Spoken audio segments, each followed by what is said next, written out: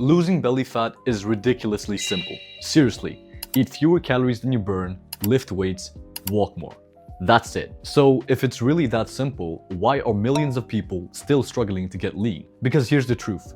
Fat loss isn't hard because people don't know what to do. It's hard because doing what you already know is the difficult part. And I know that because I've been there myself. I lost around 35 pounds, then slowly gained almost all of it back. Not because I forgot how calories worked, not because I thought carbs made you fat, but because I stopped doing the basics consistently. That experience taught me something I'll never forget. Knowledge doesn't change your physique, your daily actions do. Here's the thing most people don't understand. Your body isn't designed for fat loss, it's designed for survival. For most of human history, food was scarce, so your brain evolved to seek out high-calorie foods and eat as much as possible when it was available. That biology hasn't changed, but your environment has. Today, food doesn't wait for you, it comes to you.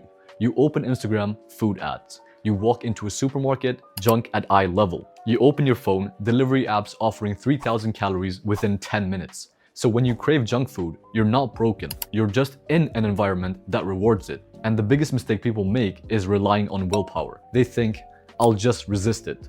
Maybe that works when life is easy. But what about when you're stressed, tired, busy, overwhelmed? Willpower always breaks eventually, but systems don't. So instead of trying to be disciplined, change the environment. Don't keep junk food at home. Pre-plan meals before you're hungry. Keep high-protein foods easy and visible. Make bad decisions inconvenient. Because the people who stay lean aren't stronger than you. They just remove the friction from the right choices. The second mistake is perfectionism. And honestly, this is where most diets collapse. Monday comes, suddenly you're eating chicken, rice, and broccoli, training 6 days a week, doing cardio every morning, and tracking everything perfectly. And for a short time, it works. Then life happens. A birthday, an exam, a stressful week, a late night. You miss one workout, go slightly over calories once, order one takeaway, and suddenly your brain says, I've ruined everything. So instead of continuing, you quit or you spiral for days. But here's the reality. Your body doesn't reward perfection. It rewards consistency.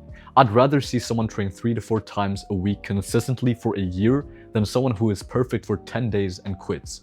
Because results don't come from perfect weeks. They come from enough good weekends stacked together. Remember this. The boring plan you can stick to will always be the perfect plan you quit every single time. Now here's the final mistake that completely changed how I look at fitness. Most people don't have an information problem. They have an execution problem. Think about how much fitness content you've consumed. YouTube videos, Instagram posts, workout programs, calorie calculators, every new thing feels productive. But the truth is, learning feels like progress when it isn't. And that's what the dangerous part is. It doesn't feel like procrastination. It feels like improvement. I used to do this all the time.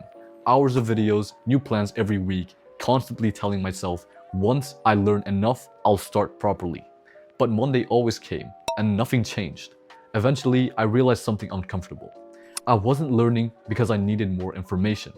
I was learning because it felt safer than committing. Because if you never fully commit, you never have to risk failing.